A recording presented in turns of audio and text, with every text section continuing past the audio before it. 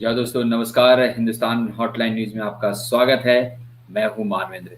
या दोस्तों समय हो चला है विशेष कार्यक्रम का, और इस खास विशेष कार्यक्रम में आज विशेष साक्षात्कार के लिए हमारे साथ जुड़ चुके हैं डॉक्टर प्रियरंजन त्रिवेदी जी। जी हाँ सर, आपका बहुत बहुत स्वागत है। धन्यवाद।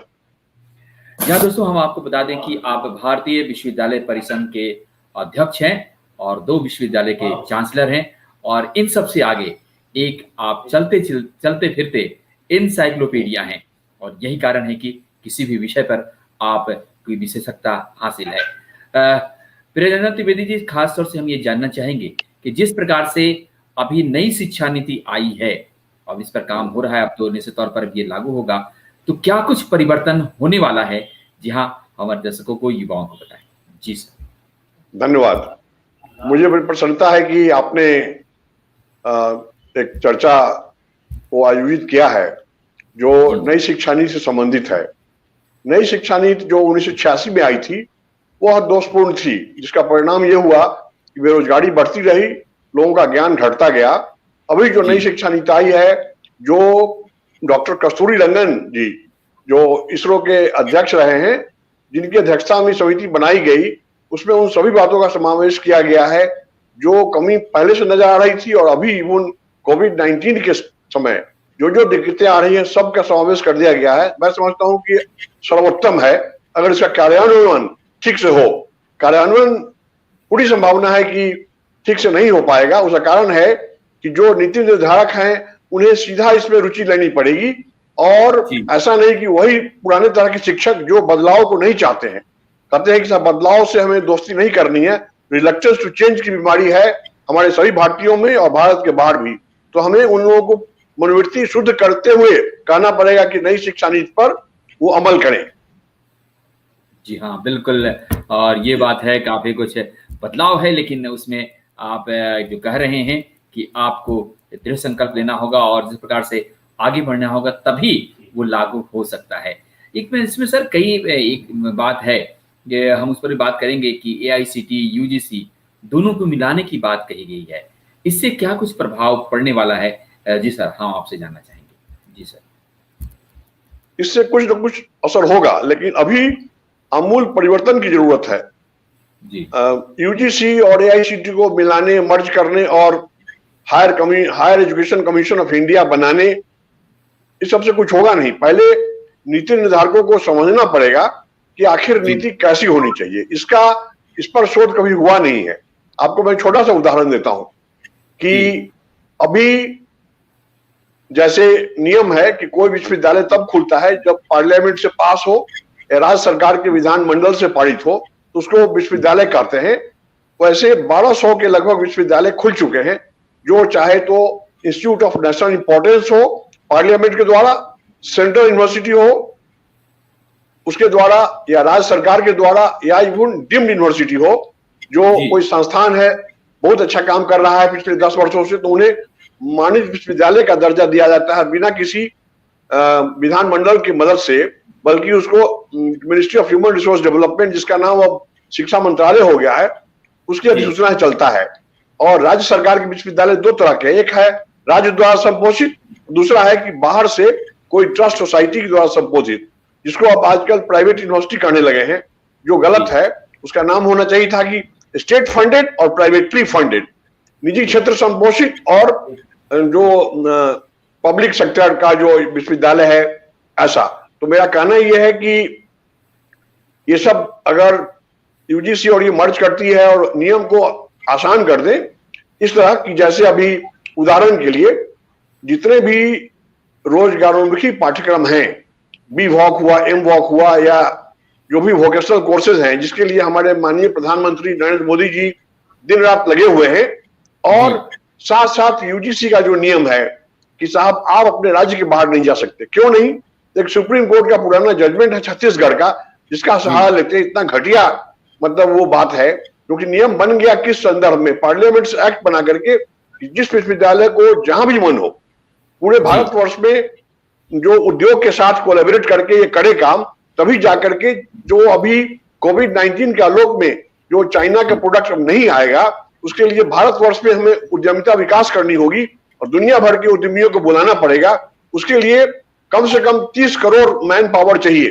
30 करोड़ मैन पावर, अगर जैसा मैं अभी थोड़ी देर के बाद बताऊंगा, जब आप उचित प्रश्न पूछेंगे, कैसे 30 करोड़ हम हर साल पैदा करें ताकि अगर उद्योग खुल गया हमारी बेइज्जती न हो। जी हाँ, बिल्कुल।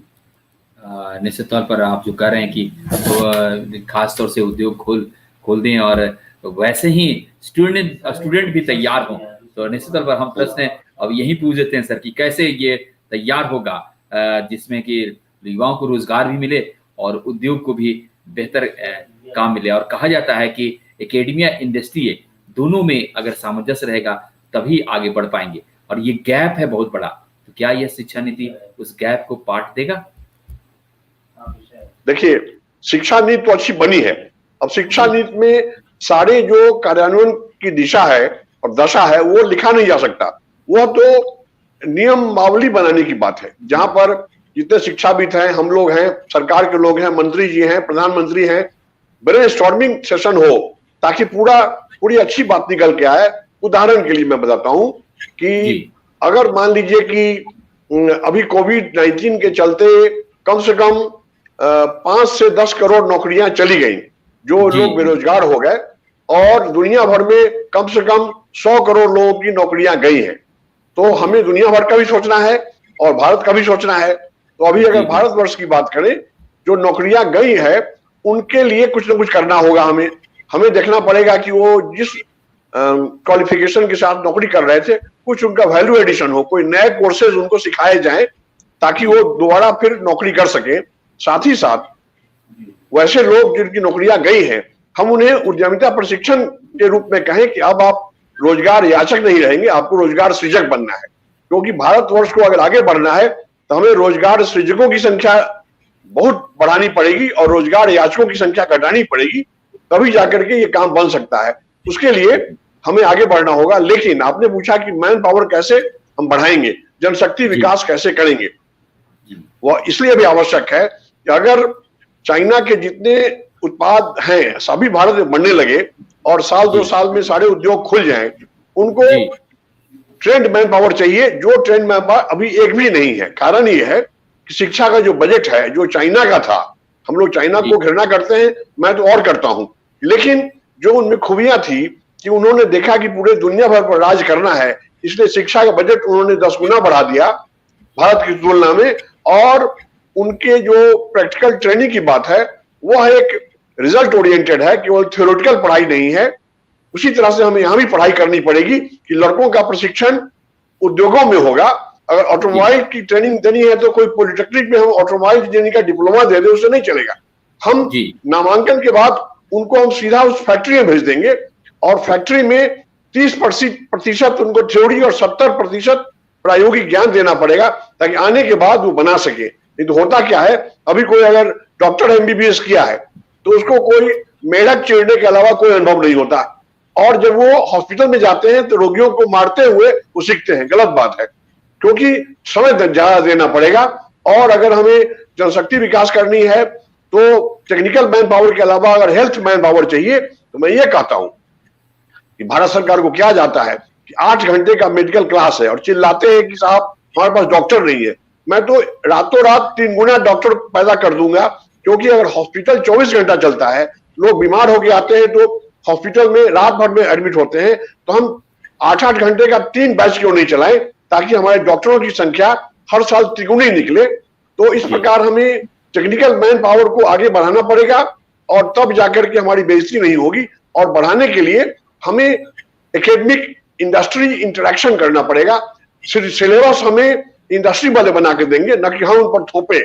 इसीलिए आजकल जो डॉक्टर हो या इंजीनियर हो या ग्रेजुएट हो, मैं उदाहरण देता हूं, हिंदी की बात ले ली, मैं हिंदी और संस्कृत और अंग्रेजी 3 भाषाओं की चर्चा भी करना चाहूंगा नौकरी के ख्याल से। कि लोग समझते हैं कि अगर कोई हिंदी में एमए करता है और संस्कृत में करता है, जो फिजिक्स में और केमिस्ट्री में करने वाला छात्र है वह सीटी मारता है उस पर कि तुम कुछ नहीं हो, तुम टिकीधारी, तुम हिंदी में कर रहे हो, साले बेरोजगार रहोगे जिंदगी भर। ऐसी बात नहीं है।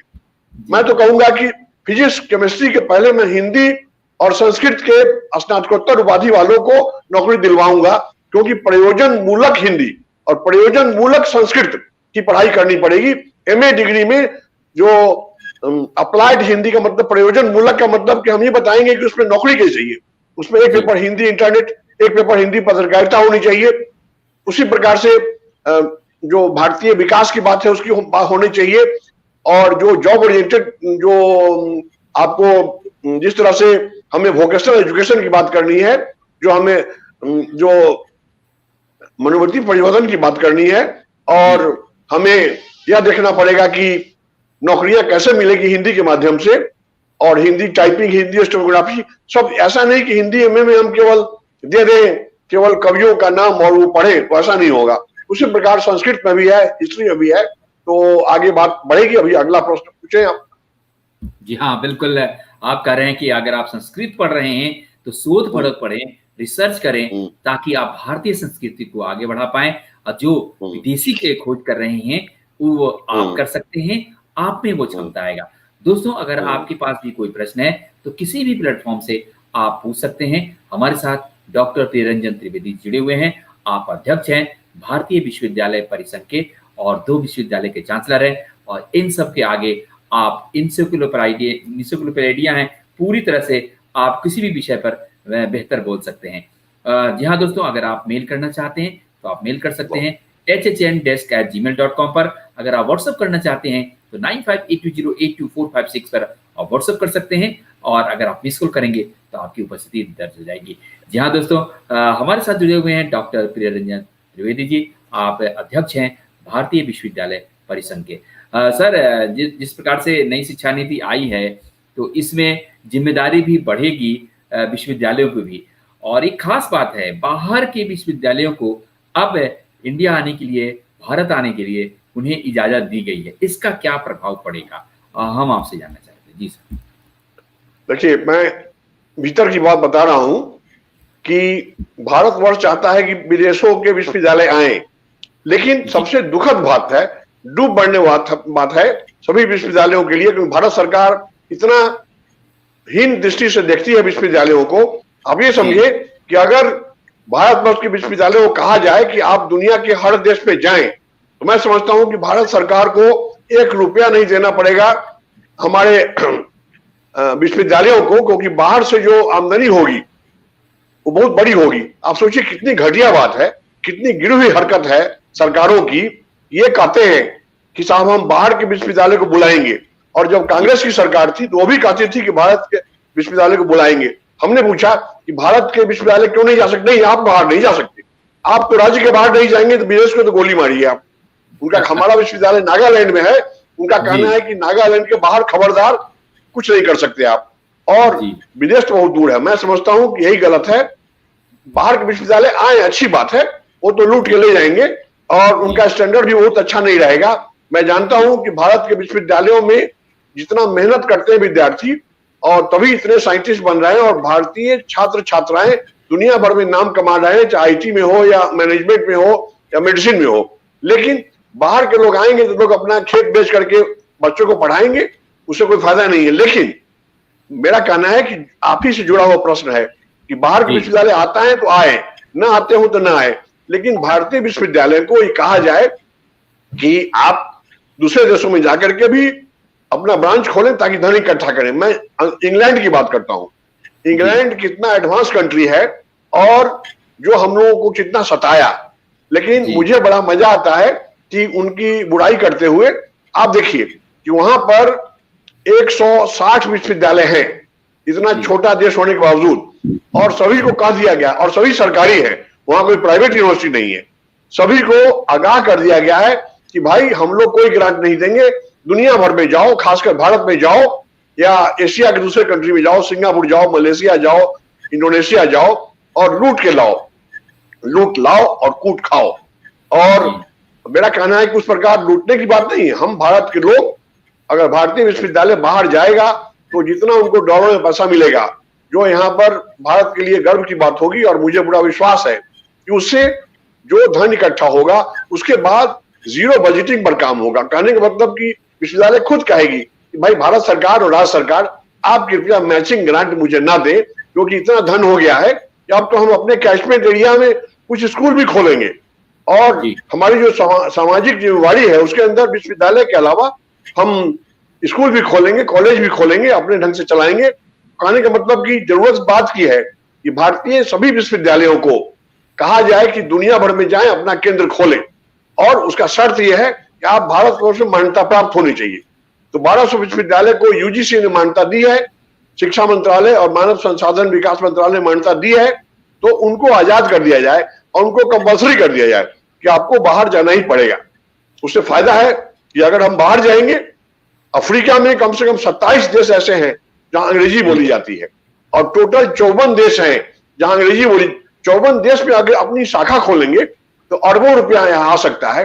अब आप दूसरा प्रश्न पूछे, लेकिन बीच में जब मौका मिलेगा तो मैं बताऊंगा कि ये जो वोकेशनल पढ़ाई है, रोजगारोन्मुखी पढ़ाई है, और कोविड-19 के लिए हमें उद्योगों के खुलने के बाद हमें जनशक्ति विकास करना है, विश्वविद्यालयों की भूमिका क्या होगी वह मैं बताऊंगा, आप जब ऐसा प्रश्न पूछेंगे तो।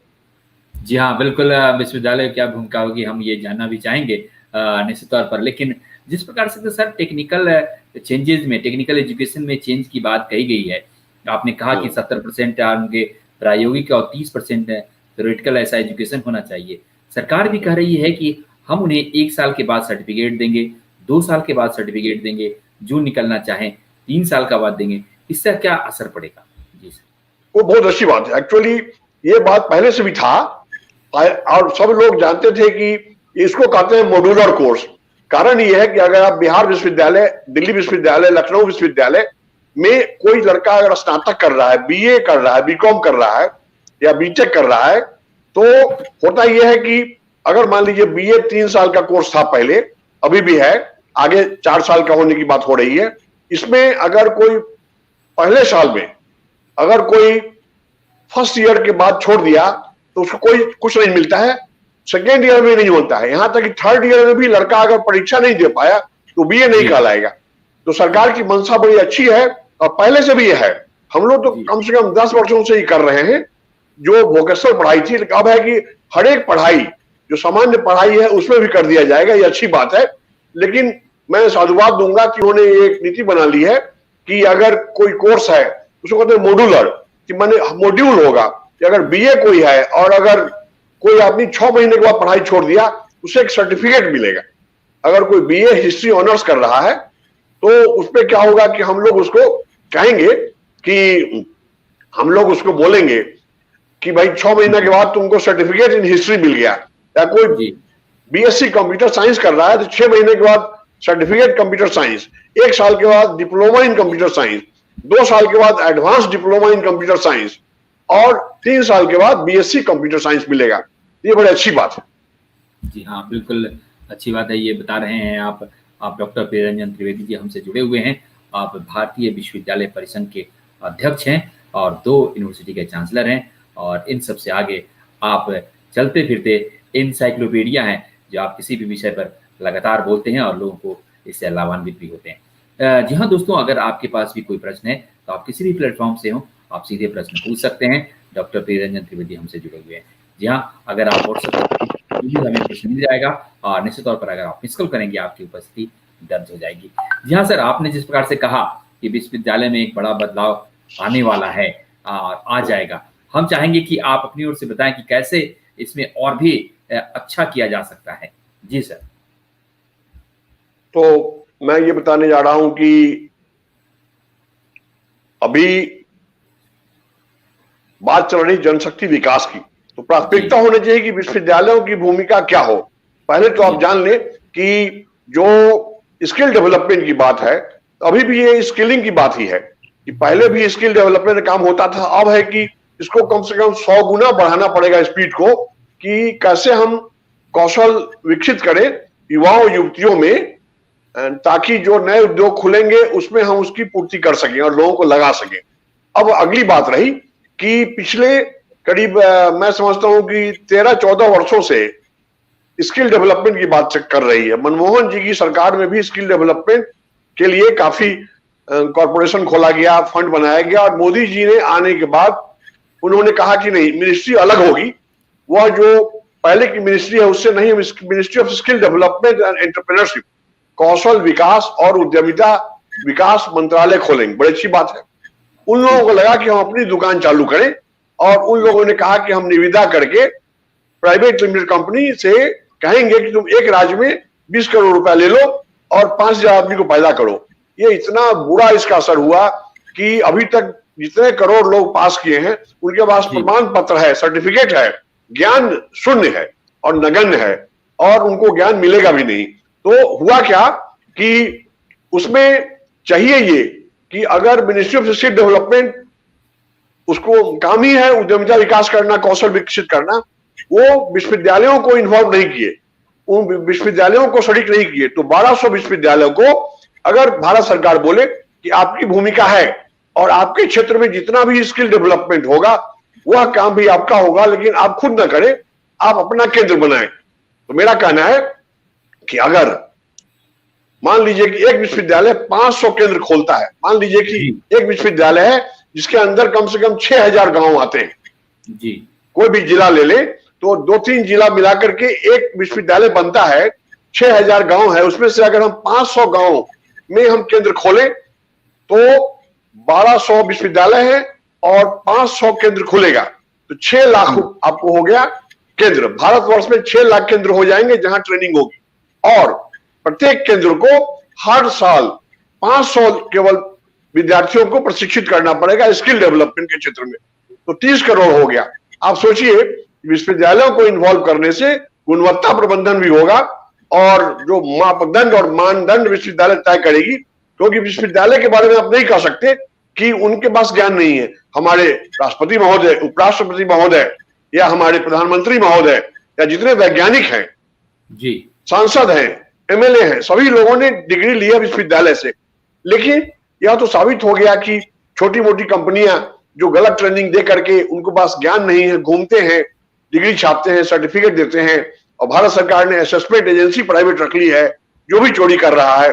तो विश्वविद्यालयों को अगर हम साथ रखेंगे, 30 करोड़ लोगों का प्रशिक्षण भी होगा और गुणवत्ता भी होगी, और तभी जाकर के हम मन के लायक जो हमारा माइलस्टोन है कि इतना आदमी को हमको पैदा करना है और उद्योग में उनको ट्रेनिंग देनी है, एडमिशन हमारे यहाँ हुआ, प्रैक्टिकल ज्ञान यहाँ हुआ, चाहे वो मेडिकल लैब टेक्नोलॉजी की हो, रेडियोलॉजी की हो, या फिर होटल मैनेजमेंट की हो, कैटरिंग की हो, न्यूट्रिशन की हो, इको टूरिज्म की बात हो, ecology, environment, disaster management, sustainable development, peace studies, conflict resolution, bioinformatics, geoinformatics, intellectual property rights, human rights, biotechnology, nanotechnology, ये सब ऐसे क्षेत्र हैं जहां पर करोड़ों नौकरियां बैठी हुई है। इसलिए हमको करना ये पड़ेगा कि ऑक्यूपेशंस, जो हमारे पेशे हैं, उनको बढ़ाना पड़ेगा। जी हाँ, बिल्कुल, हमें अपने पेशे को बढ़ाना पड़ेगा, और जिस प्रकार से लगातार आप बता रहे हैं कि काफी कुछ मूलभूत परिवर्तन की जरूरत है। आप स्किल डेवलपमेंट पर खुद ना करके और अलग से ना करके विश्वविद्यालय को एंगेज करें, क्योंकि छात्र वही हैं। जहां आप इसे उद्योग धंधे के रूप में अगर आप बढ़ाते हैं तो फिर वहां केवल जिस प्रकार से सर्टिफिकेट बांटे जा रहे हैं अभी बढ़ता रहेगा। जहाँ ये बड़ी महत्वपूर्ण बात है, कई ऐसी संस्थाएं खुल गई जो केवल सर्टिफिकेट दी और स्किल नहीं आया। तो ऐसा ना करें, विश्वविद्यालय में छात्र हैं, वहीं वो पढ़ रहे हैं, अगर स्किल वहां पर मिलेगा तो निश्चित तौर पर बेहतर भारत बनेगा, आत्मनिर्भर भारत बनेगा। जी हाँ सर, एक चीज और जानना चाह रहे थे, जिस प्रकार से अभी फी है, और स्टूडेंट का एक फोन भी मैसेज भी आया है, और ये है सुमन, ये निजी टेक्निकल कॉलेज में पढ़ते हैं, इन्होंने लिखा है ग्रेटर नोएडा से हैं कि फी बहुत ज्यादा है पिताजी पर और काफी भार पड़ता है, और बड़ी कसमकस में मैं रहता हूँ कि पता नहीं प्लेसमेंट मिलेगा या नहीं मिलेगा। लेकिन तो क्या ऐसे में फी इतना ज्यादा है, इस पर सरकार क्यों नहीं शिकंजा लगा पाती है? देखिए, बात यह है कि जो लोग नियम बनाते हैं जी, उनको पता नहीं है कि कितनी गरीबी है मार्केट में। अब उदाहरण के लिए बताता हूं कि हुआ कि इंजीनियरिंग कॉलेज और मेडिकल कॉलेज में हम लोग किसी हालत में फी को लेंगे, लेकिन डोनेशन नहीं लेंगे, कैपिटेशन नहीं लेंगे।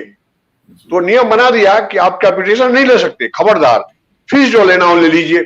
सरकार की गलती है, सरकार को फी भी फिक्स करना चाहिए और कैपिटेशन पर भी रोक लगाना चाहिए, तभी जाकर के ये बात बनेगी। लेकिन इस विद्यार्थी ने जो कहा कि इतना प्रेशर है गार्जियन पर, प्लेसमेंट मिलेगा कि नहीं, बड़ी दिक्कत होगी, क्योंकि उनका जो प्रशिक्षण की का जो तरीका है वो इतना दोषपूर्ण है कि उसके लिए काम चलेगा नहीं। मैं तो कहता हूं कि अगर टेक्निकल कॉलेज हो या कोई जर्नलिज्म का हो, वोकेशनल एजुकेशन का हो या मास कम्युनिकेशन का हो या फिर सामान्य हिंदी, इंग्लिश, अंग्रेजी, भूगोल, इतिहास पर हो, अगर कोई ग्रेजुएशन कर रहा है या पोस्ट ग्रेजुएशन कर रहा है या पीएचडी कर रहा है, मैं कह रहा हूं 3 साल के बीए के क्लास में क्या प्रिंसिपल ने, वाइस चांसलर ने प्रोविजन किया है कि हम 3 साल में केवल 15 दिन हम उनको बताएंगे कि आपको अपना जीवन वृत्त कैसे लिखना है, आवेदन कैसे लिखना है, इंटरव्यू कैसे फेस करना है, अप्लाई कैसे करना है, ये भी नहीं पढ़ाया जाता है।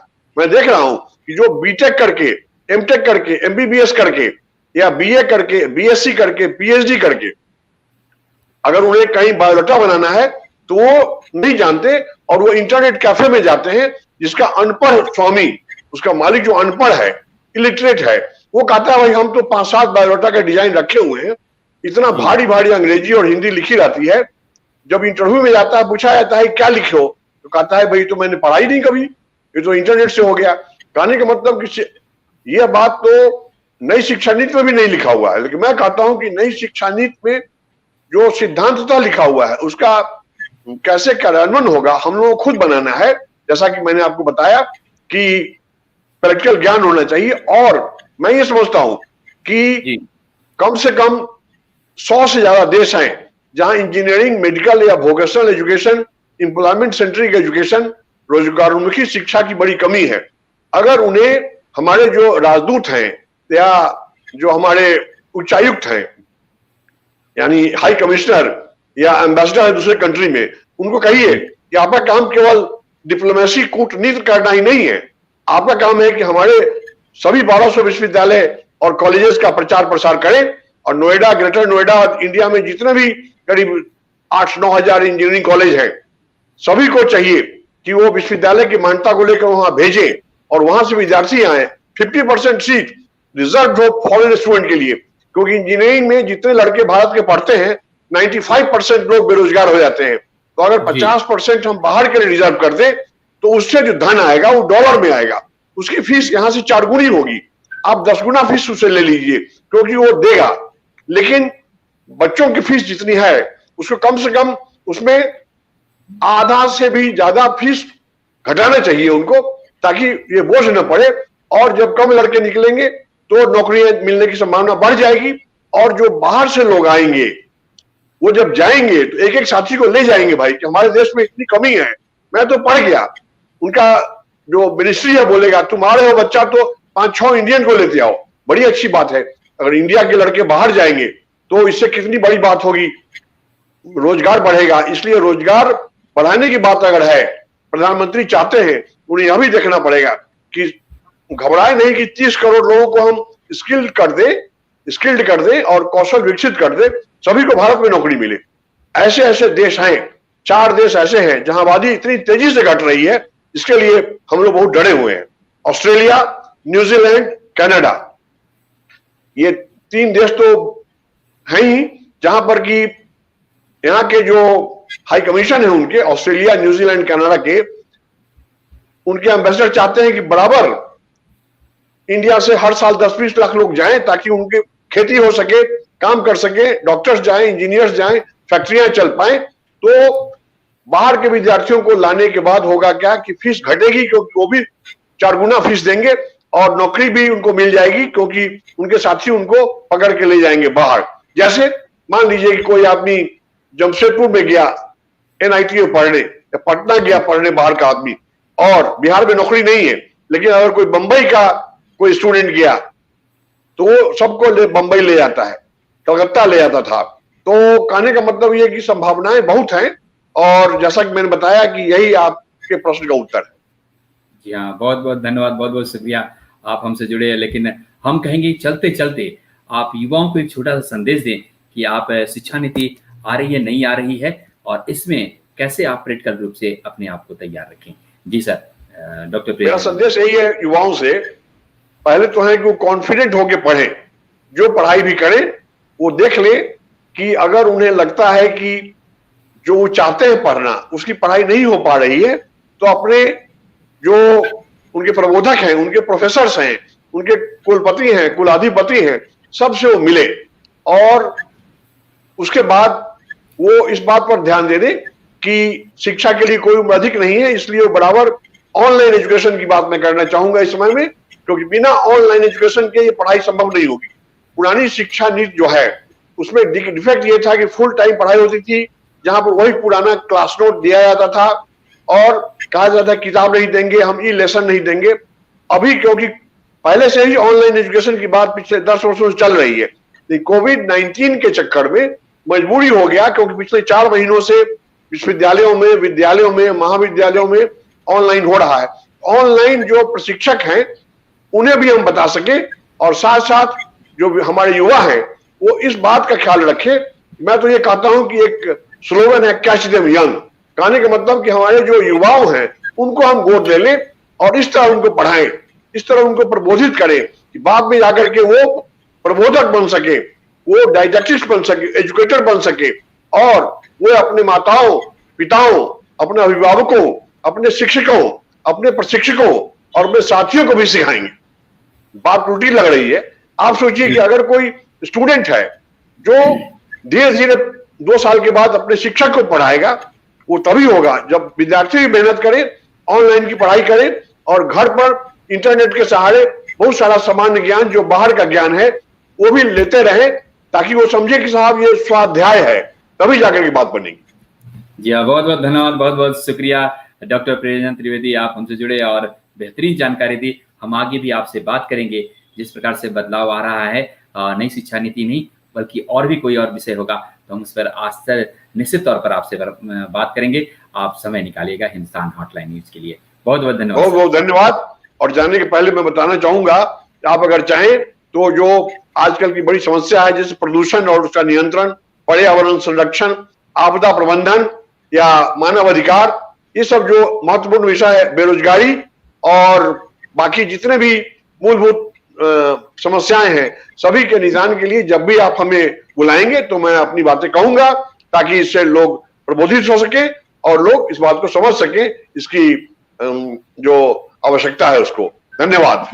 जी हाँ, बहुत बहुत शुक्रिया सर, बहुत बहुत धन्यवाद। जी हाँ दोस्तों, तो ये थे डॉक्टर प्रियरंजन त्रिवेदी जी, जो खासतौर से बाहर अध्यक्ष हैं भारतीय विश्वविद्यालय परिसंघ के और 2 विश्वविद्यालय के चांसलर भी हैं, जो आपको बता रहे थे कि केवल शिक्षा नीति में बदलाव ही नहीं बल्कि उसमें प्रायोगिक रूप से उसे स्तर पर लाना होगा और विश्वविद्यालय को उसमें निहित रूप से जोड़ना होगा, तभी बदलाव होगा। जी हाँ दोस्तों, हम बस थोड़ी देर में एक और विशेष प्रोग्राम ला रहे हैं और वो नालंदा से आ रहा है, जहाँ एक इंजीनियर मनीष कुमार के खासतौर से अस्पताल के नेग्लेंसी के कारण उसकी मौत हो गई। आखिर उसके पिताजी वहां पर आंदोलन उन्होंने शुरू किया है, आखिर उन्हें न्याय मिलना चाहिए। तो चलिए बस थोड़ी देर में